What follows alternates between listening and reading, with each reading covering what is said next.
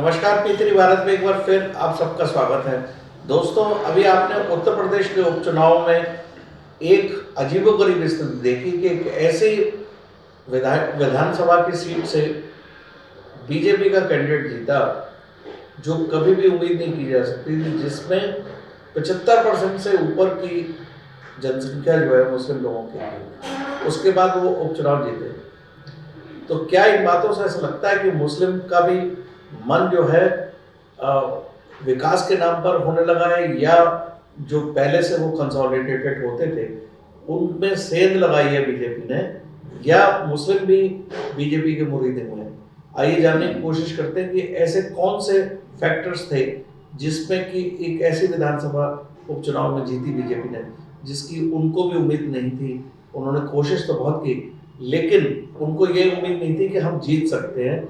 उन्हें वोटों की परसेंटेज बढ़ने की उम्मीद थी, लेकिन जीत होगी ये एक आश्चर्यजनक बात है। जी सक्सेना साहब जी, आपने देखा कि एक उपचुनाव सीट बिल्कुल 9 में से बीजेपी जीती, जिसमें मुस्लिम बहुल 70% से ऊपर लोग हैं। उसके बाद जीत जाना ये क्या इंडिकेट करता है?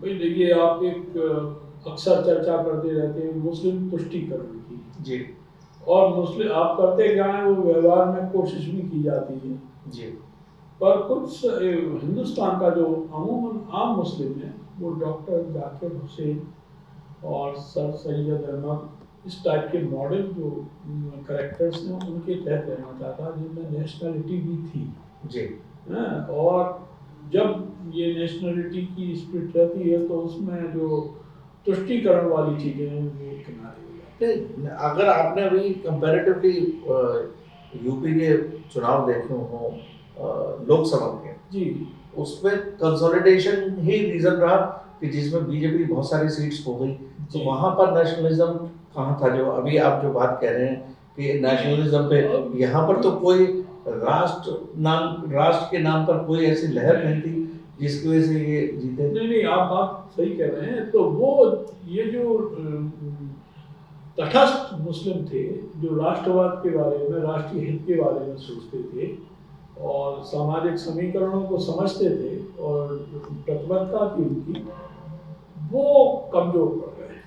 मुझे लगता है सक्सेना साहब आप बहलाने का काम कर रहे हैं जी, ये सारी बातें अभी तक के पूरे चुनाव में, जब से मैंने भी अपने होश-ओ-हवास में चुनाव देखे हैं, मुस्लिम्स का सबसे बड़ा ऑब्जेक्ट ये होता है कि ऐसा दल जो बीजेपी को हरा सकता हो वो उसको वोट करते हैं, चाहे वो सपा हो या बसपा हो या कांग्रेस हो जी। लेकिन इस बार ये बात ना होके, तो ये क्या इंगित कर रही है कि जो आप कह रहे हैं कि नेशनलिज्म तो अभी कोई ऐसी लहर भी नहीं थी, और फिर करहल में आपने देखा जी, करहल में फिर सपा का ही गढ़ माना जाता है क्योंकि वो यादव बाहुल्य क्षेत्र है और उसमें उसको मुस्लिम्स ने भी साथ दिया, वो करहल भी जीत गए जी, वो सपा करहल जीती, बीजेपी नहीं जीती। यदि अगर आप ये बात कहते कि राष्ट्र के नाम की लहर पर, विकास के नाम पर दिया तो करहल सीट क्यों नहीं जीत पाए स्टैटिस्टिक्स के पॉइंट ऑफ व्यू से? क्योंकि उनकी जीत कोई छोटी मोटी जीत भी नहीं हुई है। देखिए आपने फुटबॉल का मैच देखा होगा, फुटबॉल के मैच में जो ताकतवर जो टीम होती है उसी के पास ज़्यादातर फुटबॉल रहती है और गोल करने वाले बहुत कम होते हैं और फुटबॉल उन्हीं के पास रहती है जो ताकतवर होते हैं जी। तो हमारे देश में मतदाताओं के एक वर्ग को बिल्कुल फुटबॉल बना दिया है, उसका दुरुपयोग कर रहा है। नहीं, मैं कहता हूँ फुटबॉल बना दिया है, वो एक आप गेम की बात अलग कहेंगे, क्या मुस्लिम जाति के लोग खुद समझदार नहीं है कि वो फुटबॉल, जैसे आप कह रहे हैं कि वो पाले में ही खेलते हैं, क्या उनको खुद नहीं समझ में आता है? यही तो बात है। आप सिकंदर बख्त जी का चुनाव ले लीजिए, तो दिल्ली से गए थे और ऐसी जगह से लड़े थे जहाँ वो कौन सा दरवाजा उसका डिस्ट्रक्शन तक किया गया था, चुनाव जीते थे ये लोग। और समझदार लोग होने चाहिए, मेन भी तो यही बात है। रुखसाना खान का ले लीजिए, रुखसाना जो कि पटौदी खानदान से जुड़ी रही हैं और नानी वानी रही हैं कई इम्पोर्टेंट लोगों में, तो उसने तो नसबंदी वगैरह का पूरा सपोर्ट किया। पर अब ये है कि ये लोग कमजोर पड़ गए हैं। जब भी समाज का कोई भी कमजोर पड़ जाएगा वर्ग और ये नरेशन चालू हो जाएगा तो अब क्या करें। आप देख रहे हैं कि अगर विभिन्न शहरों में दंगों की स्थिति देख रहे हैं, उसमें आप कैसे कह सकते हैं कि ये लोग कमजोर पड़ गए हैं? ये तो हिंसात्मक कार्रवाई करने को तैयार है, ऐसे लोगों ने वोट दिया, ये मुझे नहीं समझ आज आया। आज मैं एक टेलीविजन शो देख रहा था, उसमें एक सज्जन जो वांछित भी हैं अभी ताजे कान में, वो ये बयान दे रहे थे कि आप हमें बताइए 25 करोड़ है कहाँ है? आप जानते ही कर्तव्य का मतलब कितना गंभीर है। किसी भी सरकार के भी चुनौती होता है, अगर एक इतना बड़े वर्ग का नहीं तो मैं तो हमेशा ये कहता रहा हूँ कि मुस्लिम्स का यही रवैया रहा तो वो ये 100 करोड़ लोगों को कंसोलिडेट करने का काम करेगा। जब जब ये शब्द यूज करेंगे 25 करोड़ का, तो उसके जवाब में 100 करोड़ भी जो लोग हैं वो कंसोलिडेट होते नजर आएंगे। दोस्तों, मुझे लगता है कि सक्सेना साहब से जब डिस्कशन में मैंने कहा तो मुझे लगता है कि कुंदरकी का चुनाव वहां के मुस्लिम ने एक स्ट्रेटजी के तहत हराया। जैसे कि कभी कभी सबक सिखाने की बात होती है, तो उन्होंने एक तीर से 2 निशाने किए हैं। उस उपचुनाव विधानसभा सीट पर वहां के मुस्लिम ने एक ऐसा काम किया है, वो बहुत समझदारी का किया है। एक तरफ तो उन्होंने बीजेपी को जिताकर ये संदेश दिया है कि हम लोग भी बीजेपी को जिता सकते हैं। उसके पीछे उनका एक कारण है, उनके पीछे उनको पता है कि अभी योगी जो है 2027 तक तो हैं, और यदि कोई विकास का काम अभी उनके लिए कुछ कर सकता है तो वो योगी कर सकते हैं।